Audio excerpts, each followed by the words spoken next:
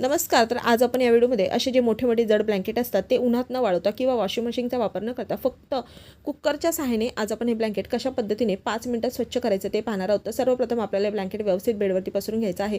नंतर यामध्ये 2 ते 3 चमचे खाण्याचा सोडा चाळणीच्या सहाय्याने अशा पद्धतीने पसरून नंतर हातामध्ये आपल्याला एखादा जुना मोजा घालून हे व्यवस्थित पसरून घ्यायचा आहे. तर खाण्याच्या सोड्यामध्ये भरपूर अशा क्लिनिंगच्या प्रॉपर्टीज असतात, त्यामुळे आपल्याला इथे खाण्याचा सोडा वापरायचा आहे. नंतर एका बाउलमध्ये थोडंसं पाणी घेऊन त्यामध्ये डेटॉल लिक्विड आणि लिक्विड डिटर्जंट व्यवस्थित पाण्यामध्ये मिक्स करून एखादा रुमाल घेऊन आपल्याला अशा पद्धतीने कुकरच्या जे झाकण असतं त्याला बांधून घ्यायचं आहे. आणि किंवा तुम्ही अशा पद्धतीचे लीड देखील वापरता आणि हा रुमाल आपल्याला व्यवस्थित अशा पद्धतीने गोलाकार ब्लँकेटवरती पसरून घ्यायचा आहे.